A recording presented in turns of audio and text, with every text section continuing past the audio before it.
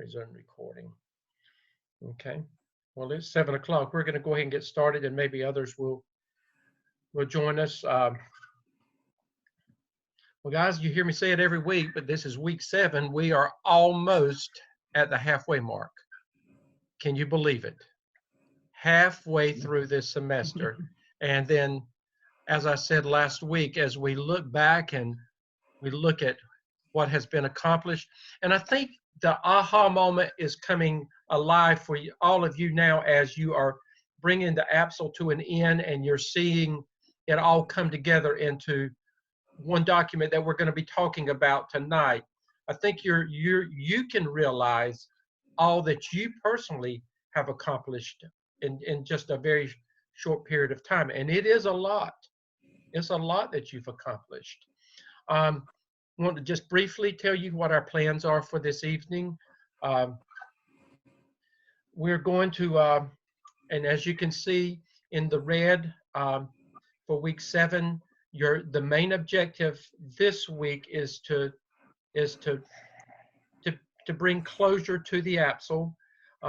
Most of you, and I would say probably 90, 98, 99% of you, you're right on target with everything. Your work is, you've submitted what you've needed to submit, and it's just a matter of going back and putting it together. And that's the whole purpose of this evening, or part of the purpose of this evening, is to make sure that you know how to go back and put it all together so that you can do a final submission on evidence 1. Dr. Lamb will be joining us, and he's going to be sharing some. I'm here. Hey, Dr. Lamb. He's going to be sharing some specific things about the Turnitin process and task stream, which will come later on in the evening.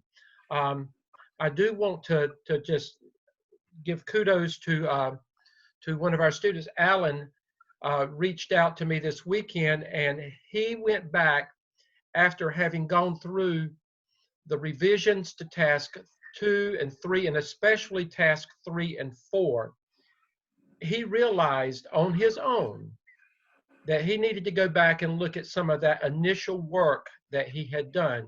So he went back to task 1, and he realized that there were things that he caught the errors on his own. So he went back and he revised his whole task 1 because he was not happy with it after all that he had learned. So I just want to say kudos to Alan, and I hope others of you have taken opportunities to go back as you are learning new things and going back and fixing some things that maybe that we just didn't catch to begin with, or we may not have been as critical about to begin with because we knew that it was a learning process. But that is a learning process when you can go back and you can make those changes. Just a reminder too that this past week you actually were supposed to have submitted task 5 to Dr. Revis and me, and because there were no peer reviews involved in that, there may have been a little bit of confusion on your part. But just a reminder, there actually were 2 assignments, and one was you submitted task 5 just for instructor review. Some of you did not do that. Some of you sent it on for just for a final grade. And Dr. Revis and I have talked today, and if you did that, either in my class or in her class, if you did that and it was okay, and we didn't tell you that there was anything wrong with it, then don't worry about going back and making that. We'll just automatically put the grade in there that you needed to have gotten for that, so that you'll get your points. So don't worry about that if it didn't happen. However, if you haven't done that, then put it in there for us to review, and we'll quickly review that, tell you if there's anything that needs to be fixed with it, and if it is, you'll have a chance to send it back to us to look at it, and if not, then we'll tell you to go ahead and submit it to the APSL assignment Dropbox, for task 5 for your final grade on that. So that, if you didn't do that, it's no big deal. We'll take care of it on our end. The other thing that I want to point out initially is I want us to look at week 8 as well while we're here. And Dr. Revis is going to speak about this briefly in just a few minutes. Just a reminder that the case study will be due next week, so you need to be working on that, and she's going to talk specifically about that. But you notice you don't see anything in red anymore. That's because after tonight, the red is over with, and that's the APSL. We will be working with you individually if there are any issues after this point, but after tonight, then we should be telling you how to bring closure to the APSL, and from that point on, you will do your case study, but then everything that we do from that point on will be in green, and that will be evidence 2, and we'll be going into working specifically with the APTEL, which we'll talk about that more at another time. I just wanted to kind of show you where we were with that. And then week 9, after next week, we will not be coming on online that week. That is actually spring break. It doesn't mean that you have a break from your work. It only means that you have a break from us. We will be available. I like that smile, Dwayne. We will be available if you need us. We just won't be coming online that week. The school will be closed for part of the week, and but you do need to be working. And by the time we get through with next week, Dr. Lamb and Dr. Revis, they should be well on their way to wanting to get things started with the APTEL anyway, while they've got a little bit of free time away from us. So that's what we're hoping is going to happen. At this time, I am going to turn it over to Dr. Revis, who is going to be speaking briefly. Our topic this week is going to be dealing with action plans, but I'm not going to steal her thunder. I will let Dr. Revis take it from here, and she can introduce it however she decides to introduce it. Dr. Revis. Thank you. Well, it's no thunder, but I do want you to notice that in week 7, you have a professional development plan that Dr. Stebbins is going to pull up here for us. You want me to pull this one up right here? Yes. Okay. And this is the professional development plan that if you're a teacher in North Carolina, you're very familiar with. Because this is actually the teacher professional development plan. And just want to try to draw some similarities to what you've been doing as far as a school action plan and your professional development plan, that as a school leader, you're going to be working with teachers in developing. So you remember last week, Dr. Lamb was talking about don't go to meetings unprepared. Well, when you sit down with a teacher to look over their professional development plan, this is one meeting in which you need to be prepared.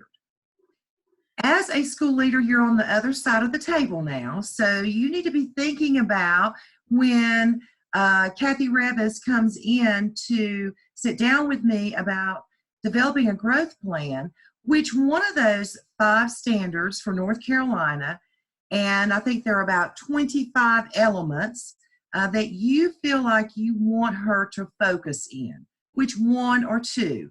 Now, I'm a big believer, and you know this when I talked about school improvement plans, I'm a big believer in narrowing the focus. So what you have to do is reflect as a school leader about if I could convince or ask a teacher to work in which standard, one standard in which they would improve their practice, which standard would that be? And or which element would that be? So you become almost like a physician in that you are diagnosing. If a teacher would work here, it would really have a huge impact on student learning. And we do that because we can do that because we're familiar with what's going on in their classroom. We've been in those classrooms enough to know that if this novice teacher could just really work in standard 2 and work on their classroom management, that would be very far reaching for him or her. Or if we have a veteran teacher, if that veteran teacher would just become a little more engaged and cognizant of 21st century learning, then that would have a huge impact on student learning for those students in his or her classroom. So you have to kind of help guide teachers where you feel like they need to grow and improve. And it's been just my experience, and Dr. Stedman and Dr. Lamb, you join in here, but when working with highly effective teachers, they tend to come to the table and they tend to be very strong in reflective practice. So they tend to come to the table already pretty focused on what they need to work on. And for those teachers, it may be a matter of asking questions to help them focus in on a particular element or goal. For novice teachers or for teachers who are less effective, sometimes they are not strong reflectors of their practice, and sometimes you have to ask more questions and you have to guide them into an area that, you know, if we could work on this and get these kinds of things really working well in the classroom, it's going to have a huge impact for student learning. So one of the other documents, well, before we leave this, just look down there in section B. That's where you would write a goal for their elements. And in North Carolina, they want you to be very specific and pick one of the 24 elements under the standards. And again, I would not do more than 2 goals, one preferably, because I really think teachers can focus with one goal. And in the second column, the teacher and you talk about what activities and actions that they would need to do, very similarly to what you did on your action plan for your APSL. And then in the third column, you talk about expected outcomes. Now, these are teacher outcomes and evidences of completion. And then you have your resources. And remember, anytime we write goals, we want to put down a timeline, because that makes it more urgent. It keeps you on track as the administrator. It keeps the teacher on track as well. So you would fill that out, and then scrolling on down, there's another sheet that talks about how to do a mid-year review to see, are you making progress toward these goals? And do we need to tweak anything, or are there other areas that need to be more developed? And then you have your end of the year plan as well. And notice here in the end of the year plan, evidence of progress. Just like you're putting together evidences for your competency portfolio. This is very much in line with what you do in your professional development plan with your administrators. So a lot of similarities between this and your action plan. And Dr. Revis, South Carolina has similar plans, just like North Carolina has. I mean, it may not look just like this, but it requires a lot of the same stuff. A lot of the same thing, and I did find it, and I was going to put it up, and it's so similar that I decided it's the same kind of thing. Maybe a little bit different language, a few different acronyms, but the same types of things. Right. So the other thing that I have found for you, and this again comes from North Carolina and is aligned with these standards, and I think is a really good document for you to use as an administrator, is a series of questions. I think if we go back, I see it's spinning, isn't it? Questions for teacher evaluation. Okay. And the older I get and the longer I've been in this. Coming up, Dr. Revis, just want to remind them too that everything that Dr. Revis is talking about, this is aligned with the work that we've done in the APSL, but all of this work, these are precursor documents to what you're going to be doing in the APTEL as well, as we're looking at teacher empowerment and teacher leadership.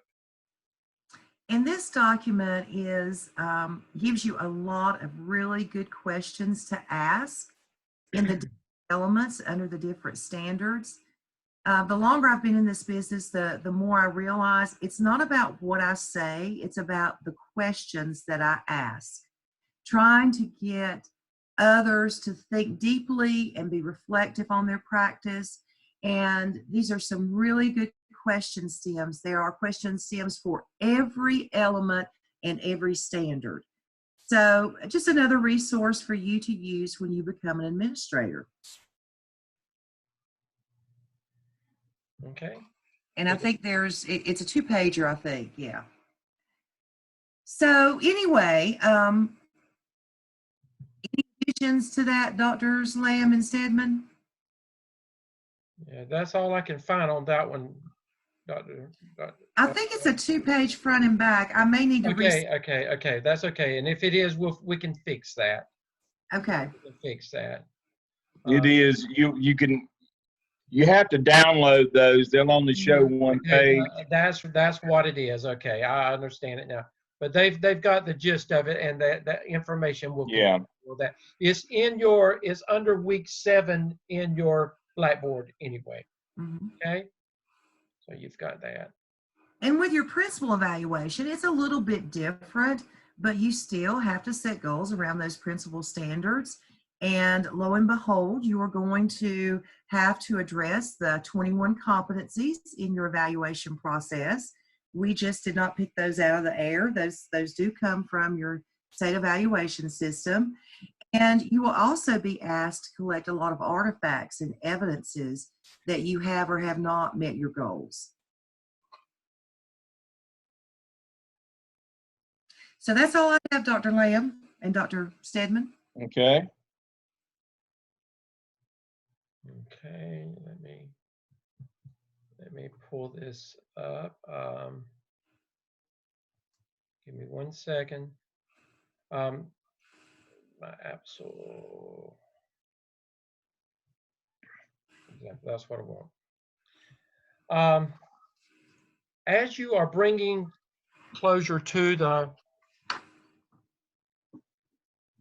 APSL, your job at this point, after you have completed task 5 successfully, all tasks have been completed successfully, but task 5 is the last of the 5 tasks for the APSL. Then you will get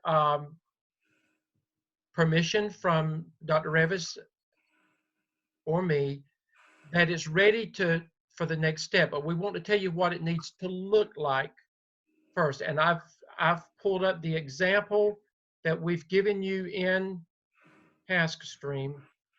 I mean in Blackboard,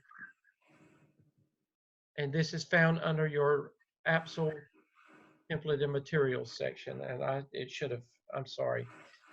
The first thing that you've got to remember is your job now is you've completed all 5 tasks, and you've gotten approval from us that all 5 tasks, you've completed them. You've gotten a grade on them, you've completed them. Your job now is to put it all together. You will have 1 cover page, and the only thing that you're going to have on that cover page is going to be what you started with, evidence 1, because this is the APSL. The only thing you're going to do is to make sure that your name is there. 1 cover page, because most of you have submitted a cover page for each of your tasks. You're going to have 1 school profile. That will come next after your title page. And then after your school profile, then you're going to go back and you're going to include all of task 1, including the directions in black. There should be no yellow or red in there. The directions in black. All of your work. All of your work. Now, I want you to notice, now Dr. Revis and I have sent a lot of things back and told you to make sure that you are adhering to APA 7th edition for capitalization and other things. Now, I will tell you that I'm still discovering things, as we tried to fix all of this. We got this right before we came on board with you at the beginning of the semester. So we were trying to adjust all of our documents to APA. And I'm not going to tell you that we didn't miss some things sometime along the way. But if we did, let us know. I ask forgiveness and we move on. But at this point, you should know what to do even if we didn't catch an error on our end. So just make sure that all of your headings, like PLC research, that you've done that according to the new APA 7th edition. Notice the first word is capitalized, but the second one is not. And that has been a big issue along the way where there's not been consistency. So you need to go back and you need to fix that. So you've got all of task 1, everything there, and the only thing you're going to take out at this point, you're going to remove from task 1. Notice there's not a reference section and there's not an appendix. You've removed it, and you're going to put it at the very end. The same thing for task 2. All of task 2, correct for your headings. You take out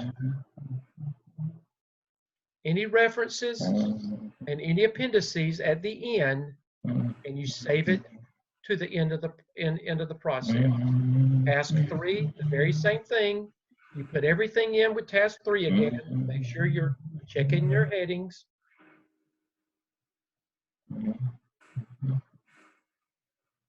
All the way down, you take out the references, you take out the appendices, you go to task 4. I will tell you in task 4, make sure that your graphic organizer is that you can read all of some of you in your formatting, some of the headings, I had to send it back and I would have to tell you to make sure that I could see it all. Make sure in your final product that all of these headings are legible, that we can see all of them.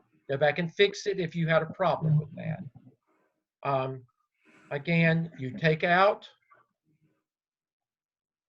your reference section, you take out your appendices, and then you go to task 5. Task 5, remember you have to have 12 separate. Now, in some of the examples, it showed some of them combined, but that do not, if you look at what we've given you, remember 8 required, 4 that you choose, you must talk about them separately. You do not combine any of them.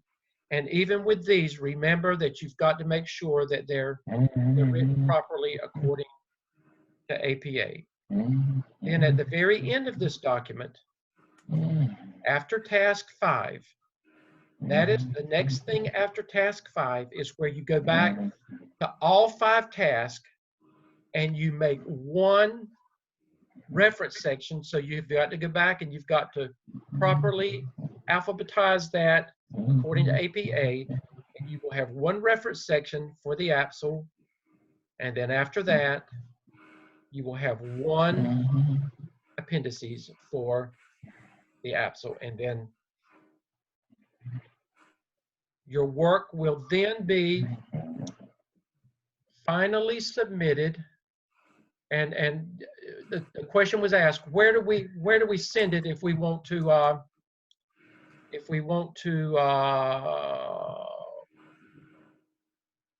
you go to Blackboard and you go back to task 5, the APSL task for review, and you can resubmit in there to Dr. Revis and me as many times as necessary. And that's where you will submit the final APSL for us to look at and to say that it is ready. If it's not ready, we'll tell you there that you need to fix so-and-so, and then you send it back into task 5 APSL for review again. You can send it as many times as you need to until we tell you that it is ready, and we'll tell you at that point that it's ready and submit the turn-it-in process. When it goes to the Turnitin process, then we will tell you when it's cleared there if it's ready to be submitted to TaskStream for evaluation. And that's what Dr. Lamb is going to share with us at this time.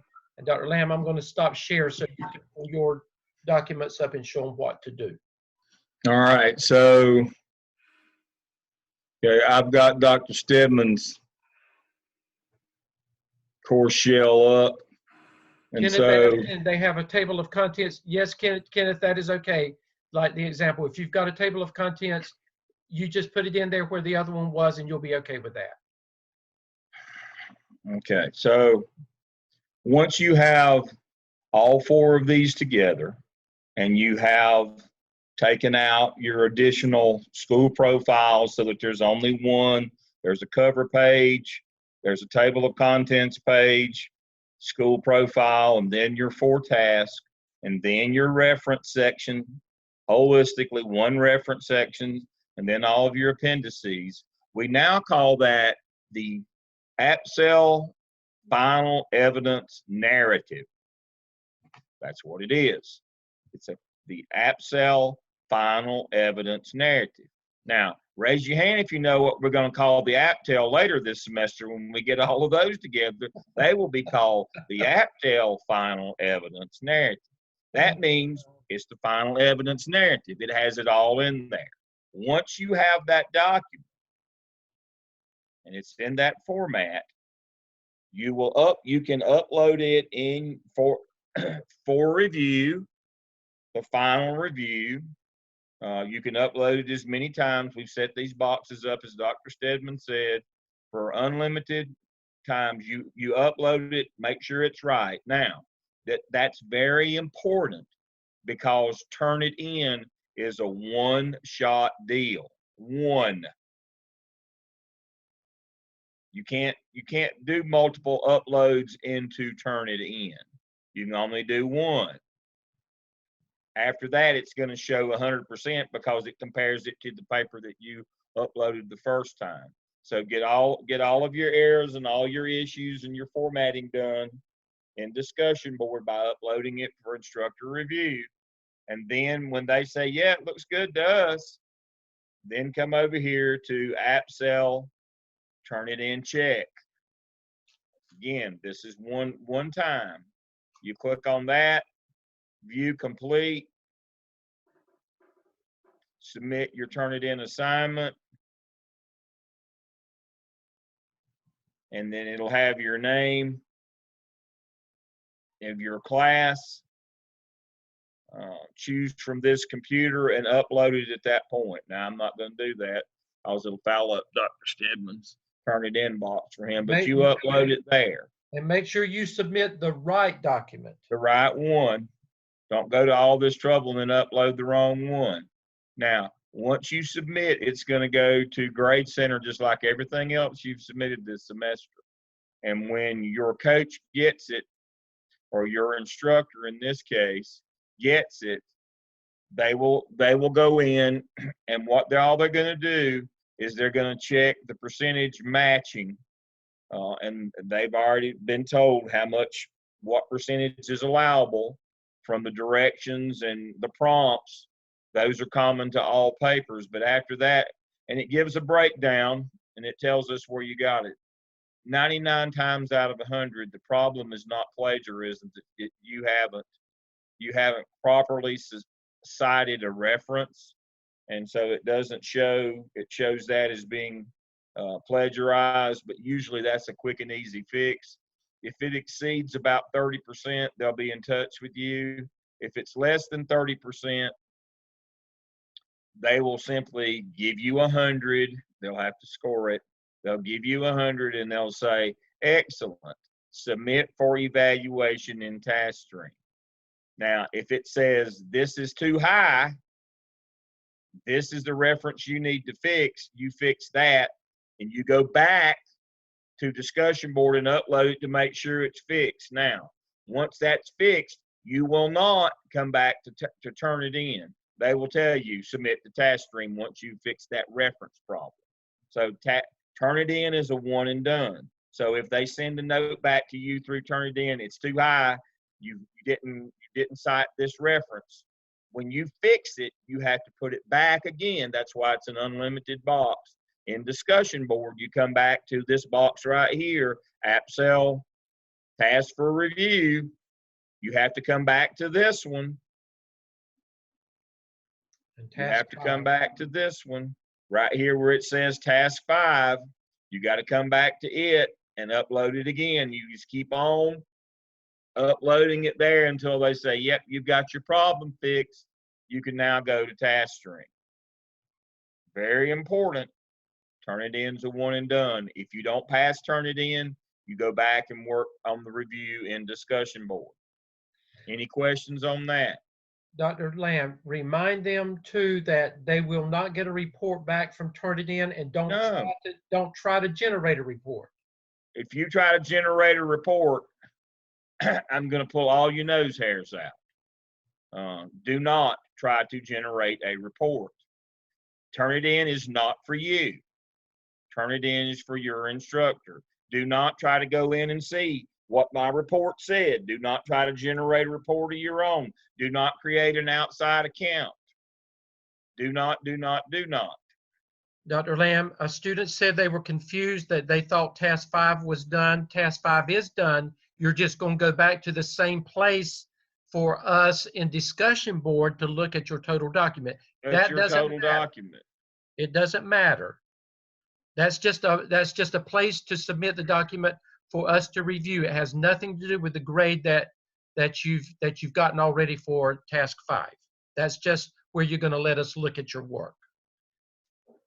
You're going to continue to use task 5 for the OMA final narrative. This is a reminder of a place to do that. We don't want to put another Dropbox in for that, because then we would have to score it, and that skews the scores.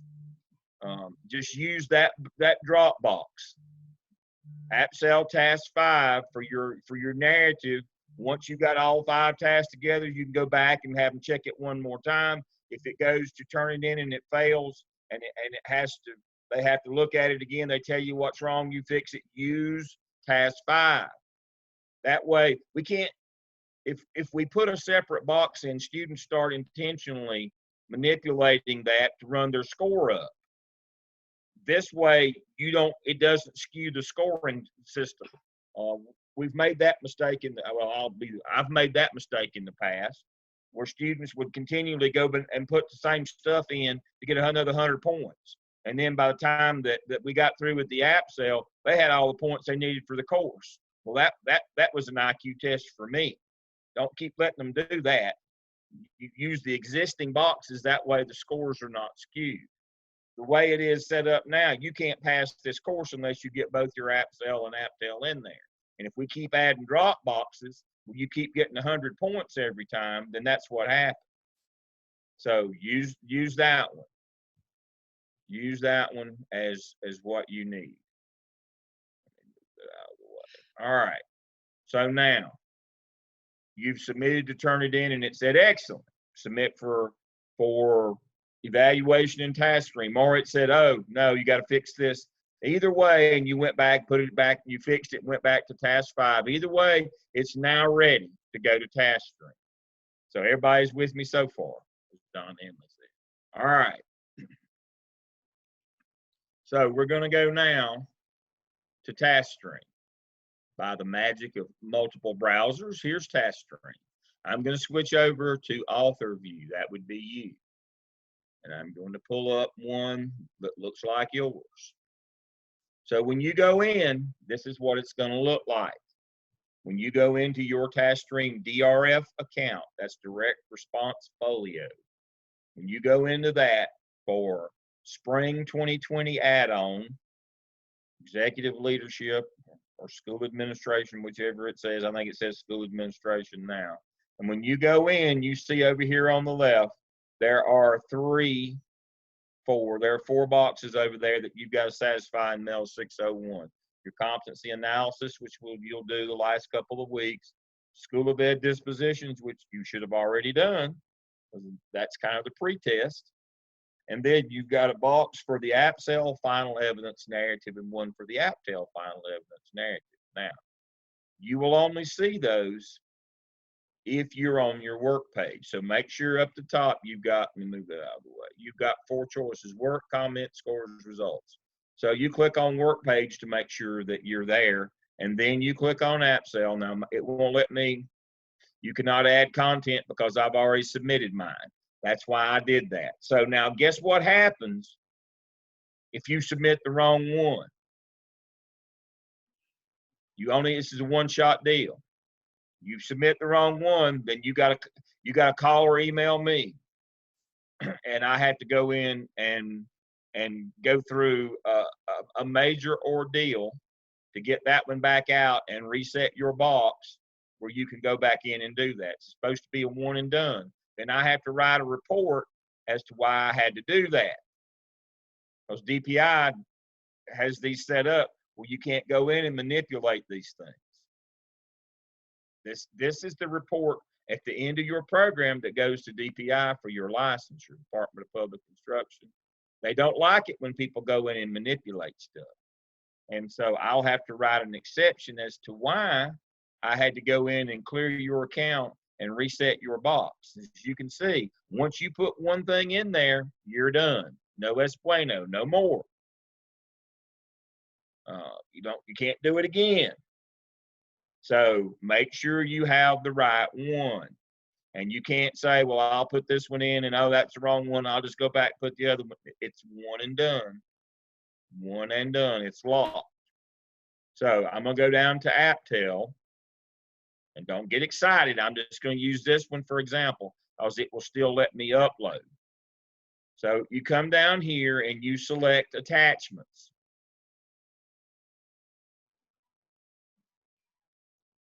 Upload from your computer, add files, go to your disk where you have it, my documents, find your AppCell narrative, here it is, open, upload and close, and there it is. Now, you're only halfway. Now you have to hit save and return. Are you ready to submit your work? Yes, I am. So I click on OK, and I click that button that says submit work. Amazing how that happens. Don't forget to submit your work, and it'll say your work has been, yes, submit my work, and there it is. And then you have successfully submitted it. You can either print your confirmation or you can just save that. And now you notice it flips you over here. It flips you over here to your scores results page, and it says that you have submitted your work on 2/25/20 at 7:37 p.m. And then where are my results? They'll be right there as soon as it's scored. And that will tell you that. It tells you where are my results. And as soon until an evaluated has evaluated and returned that score to you. And so we go back to our work screen, and that's where we upload from. And again, now I can't use that box again. I'll have to select a different DRF because I have submitted one time, and I'll wait. Now, you will get an email from TaskStream when the score is released to you that your score is waiting, and you'll come back in here and click on scores results, and hopefully you'll have a 4 like I did. I scored my own. So I got a 4. So that's where you will get your score. That's where it will be. Also, if there's a problem with a return, it will be right here as well under your results or your history comments if yours gets returned for revision. Now, please remember, your work can be returned for revision.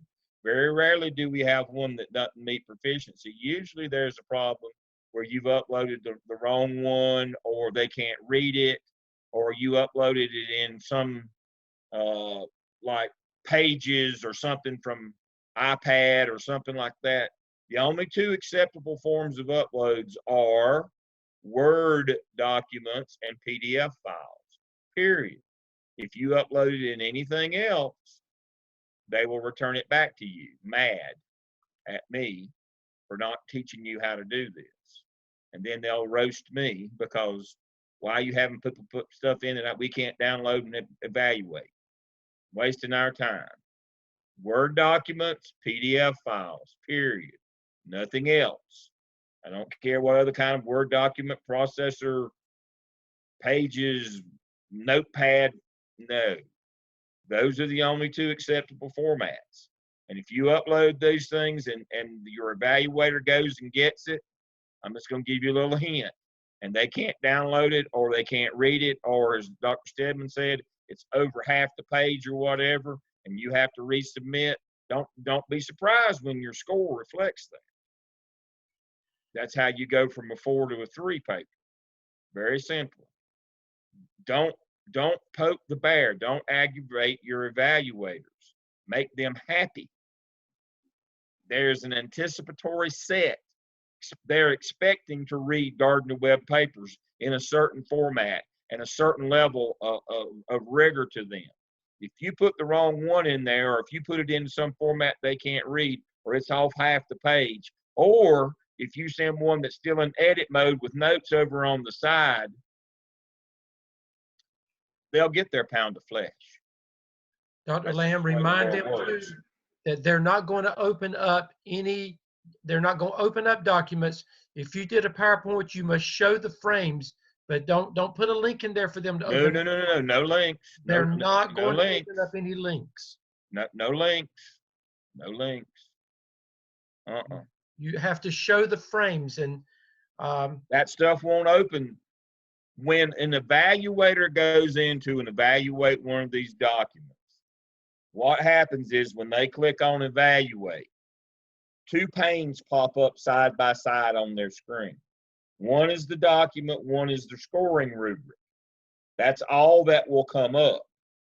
It will not pop up links or other things. That will not happen because it's designed that way. And they're going to read through your paper on half of one side and on the other side. Now they can, if they know the rubric well enough, and all of them do, they can do away with the rubric and just read it as a full document. But for TaskStream to work, you can't pull up a link while TaskStream. It will not work in TaskStream. It has a pop-up inside of it, and so they'll either just pop it up and read it, or they'll pop it up alongside of the grading rubric to make sure that you've done that. They use the same grading rubric that you've been using all along in your class that's in your task and prompts. With the grading rubric, they use that same grading rubric to grade these. There's no secrets here. For the purposes of this course, it's not a gag. If somebody asks you who's buried in Grant's tomb, it's Grant. There's no gag coming here. If we tell you this is what we expect, that's what will be graded. That's the way it works. But don't poke the bear. Don't do things to aggravate your grader. If you do, they'll take it out of your hide. That's the way the world works. This is adult world here. Dr. They Lamb, don't have compassion like you have for children. the question was asked, do they need to start each of the tasks on a separate page? It's a flowing document, No. It's just a flowing document. When you present the final evidence narrative, that's what the final evidence narrative means. It's one flowing narrative document. It appears that you wrote it all at one time and not in tasks. Kind of like a book. That would be what narrative means. Yes. Yeah. And that's why we refer to them as final evidence narratives. Right. They're supposed to flow. That's why you take the references and appendices at the end of each task and move them to the bottom. It's supposed to flow like a book. You start with chapter 1. It's like you're reading 5 chapters here. It's a narrative. It has to flow. Do not start on another page. We want it to look like you wrote it, that you were smart enough that you sat down and read the task and prompts and wrote it all at one time, that you're that smart. That's what we want to convince your grader of. And the question was asked about your appendix label. Your appendix labels have to flow as well. You know, it has to be from appendix A to appendix, however many it is. So Yeah. if you did, They should be in the same order that you Right. presented them with your task. Mhm. You know, don't just put them in there willy-nilly. They, you know, the ones that go, the appendices that go with task 1 should come first. Task 2 should come next. Guess when task 3 should come? After task 2. It's really simple. And alphabetize your references. Don't just take and put them in blocks. They should be alphabetized from A to Z. One list of references. Again, you're making this look like you did it all at one time. Dr. Lamb, and they need to be reminded too. Now, once it goes to TaskStream, it's pretty much out of Dr. Revis in my hands at that point. And you know that third party person looks at things. They can find things that Dr. Revis and I may not have seen. So they can say, well, you know, we need you to fix this. So don't. It's okay to ask us questions, but you've got to comply with what that evaluator is asking you to do. Yes. And they will fine tooth comb you. That's their job. That's their job, is to fine tooth comb you. And so, you know, there's no crying in evidences. So if you get your grade back and you've got a 3 or above, no, you can't resubmit and try to get a higher grade. That's no. The only time you resubmit is if they were going to grade you less than 3. Well, it's a 3.0. I can do better than that. Yep, you got 5 more opportunities. They're called the APTEL, the OMA, the SCIP, the CAP, and the SOL. You've got 5 more opportunities to do better. But as long as you make a 3, they get paid to grade your paper one time. You had numerous attempts with Dr. Stedman and Dr. Revis. You could get as much as you could get from them as many times as you want, but you get one time from the grader. And if you make them have to go in twice by putting the wrong document in or putting it in the wrong format or doing something cute like fonts or colors or something like that, you'll be lucky to get a 3 on the second go round, no matter how good it is.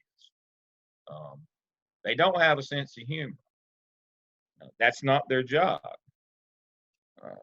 Their job is to follow the state grading rubric. So if you got, right now, I'm going to tell you, if you've got colors or if you put a border around your paper or did any of that kind of stuff, that's a no. This is a professional document written in technical writing, APA 7. We don't do anything cute or frilly or any of that. Just the facts, ma'am. This is like Dragnet. Y'all are too young to understand that. Dr. Stedman, he grinned. Dr. Revis said she was too young to understand that as well. But just the facts. It has to be a professional paper, and that's what they're expecting. These things are suitable to be published. Seriously, these have to be publication quality. We could publish these in a journal. That's the whole idea. Dr. Lamb, just a reminder, the links that you were referring to earlier, remember we did tell you to try to get videos and links. Those are for your competency folio. Not for this, for your folio. The folio contains your artifacts. Those things would be artifacts. We only put evidences in our DRF direct response folio. Our DRF portfolio, we only put evidence narratives. Artifacts go in the competency folio. And you can, because there's no rating rubric that goes with them, you can open those in that folio. You can't in this one. And that's why they go over there. When we first started 10 years ago, using this year in August, 10 years we've been doing this system for the state of North Carolina, we initially had students upload their evidence narrative and their artifacts in their DRF folio, but then we discovered that nobody could open the artifacts to check the artifacts. We had to create a separate path for the artifacts. So yes, you're to save those things, and they are wonderful and good, but not in this context. This is just for the narrative that you have written.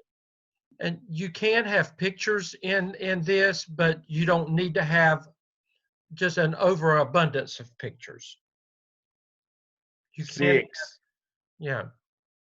Don't have more than 6. Yeah.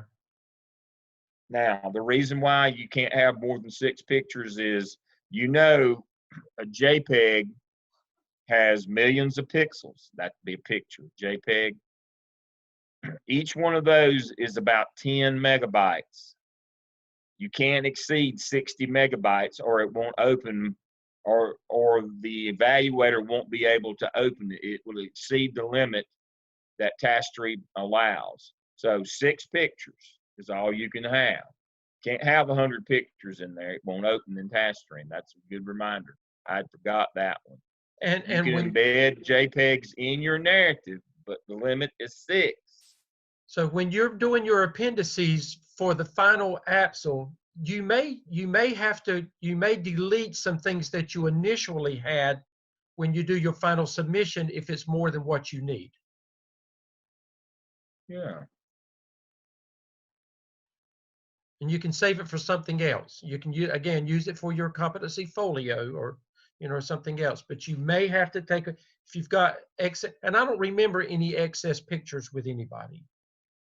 No, I don't remember. I don't I've remember looked in on excess. some of these. I hadn't seen anything that, no, you can't be, I know this kind of crimps the selfie generation style not to have a picture of everything in the world, but your evaluators and TaskStream, it won't work. It just won't open. If you have more than 6, it won't open. Now, Kim, have some pictures like Dr. Lamb just said, but then agendas, yes, we definitely want the agendas, but some pictures. Yeah. You can have up to 6 pictures that you took with your phone. Those are JPEGs. Now, PNGs, that's a screen grab. Screenshots, if you've got some of those, you're usually okay on those because they, on a screenshot, they're not pixels like a JPEG. There's not usually a limit on those other than the quality looks kind of bad. But pictures that you took with your cell phone would be a JPEG. Right. JPEGs, every one of those pixels of color counts as a character. So each picture is about 10 megabytes. And there's a limit. Don't go over 60 megabytes. You can write all day in terms of narrative, and you won't be 1 megabyte. But pictures, they're a lot. They're the JPEG. The pixels are, what is that? Something like 1 million pixels per picture or something like that, which turns into be 10 megabytes. So 6 pictures, screenshots, usually you're okay on those. Just don't overuse those because they look bad. But pictures 6. Now, when you go over to your competency folio, you can upload it's a different deal. You can upload any number of pictures over there. Just not not embedded in your evidence narrative. 6 is your limit. Okay. Amy, that answered that, didn't it? Okay.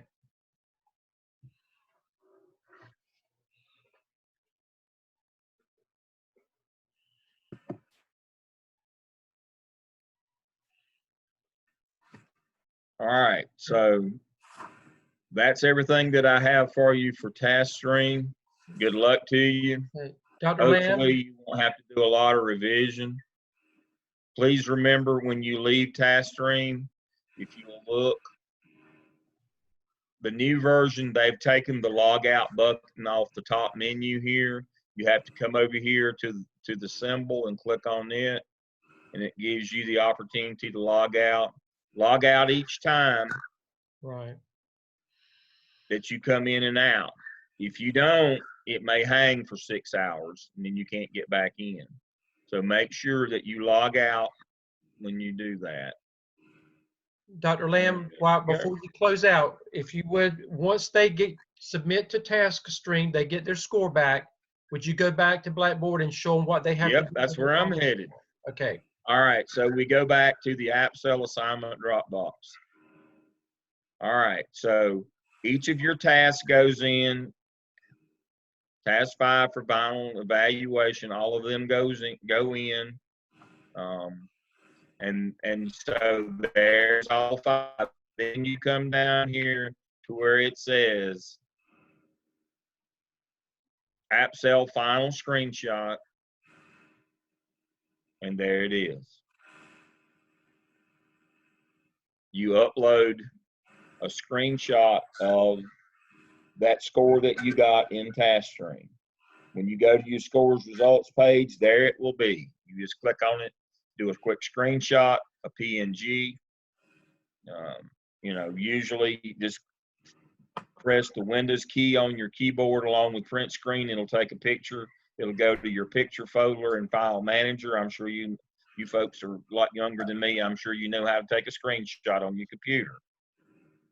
Take a screenshot. It'll be in your picture. And then sometimes inside, go to file manager. Here's file manager here. Go to pictures. And it will have these. Now, some of you will have a subfolder in pictures that says screenshots. See, I've set up a subfolder here so I can go into screenshots. And here's all of these things. As you can see, most of them are TaskStream or Blackboard or whatever. And make sure that when you screenshot it, you know what you named it. So you can find it and go in there and upload it right here. Click on this and upload the screenshot of your score. That way we know what you got, we know that you're done, and we know we can move on. So that's the final thing that you do once you finish. Get your score, screenshot it, bring it over here, upload it, and you're good to go. Now, here's the mistake that some people make, and I know that Dr. Stedman and Dr. Revis have probably harped on this already. Do not sit and wait for your score and to continue on with the APTEL. You've already caught the rhythm of how this works. Now, your score will be returned to you in somewhere between 24 and 36 hours. Your score will be returned. But don't lose a day or two sitting around waiting on that score before you do anything else. You submit it, move right on into the APTEL. Don't sit and wait. Don't lose that day and a half. Just keep right on moving.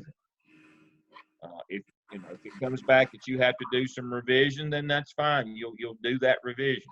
But don't sit. I've had students who sat and waited. They said, "Well, why were you waiting?" Well, I was going to see how I did on the first one before I went to the second one. They're totally unrelated. Because Dr. Lamb, I would say that we are going to have a town hall this coming Monday at 7 o'clock. We will be sending you a link for the town hall. And the whole purpose of this is to introduce you to, we'll be through with the APSL. We're going to introduce the APTEL to you. So we would hope that by now that you would have reviewed all the responsibilities that you're going to have for the APTEL, so that when Dr. Lamb and we are talking about the APTEL on Monday, you already have an idea of what's going to be expected of you. Mm-hmm. Okay, Dr. Revis, anything in closing? Yeah, do you want me to just remind everybody about the case study that you are doing this week? Hopefully you and your Zoom teams have set up a time this week to get together to have that scholarly discussion about your case study. And remember, before you come together, is one of those meetings that you need to be prepared for, that you need to have jotted down or written at least a 1-paragraph response for each of the 4 questions that are at the end of the case study. And that's your preparation, because what we're going to be looking at in that video, again, is we're looking to see how well prepared you are, how you handle yourself in a professional setting, how well you use that APSL language that we've been working in for 7 weeks. And we're going to look at that Zoom video. You will upload that Zoom video, and that's one artifact or evidence you will upload. The other thing is, after the Zoom session, that's when you write your 1-page reflective summary. And the reflective summary is in 2 parts. The first part is of the case study session, and then an overview of the relevant topics in the session. Okay? Okay, and that's it. Dr. Lamb, anything else? Okay, Dr. Lamb's going to send me a link that we will use for Monday, and we will get that out to you as soon as well, sometimes later on this week. Okay. Okay. Well, everybody have a good week and get in touch with Dr. Revis and me if you need us. Have a good Bye-bye. And good night, everybody.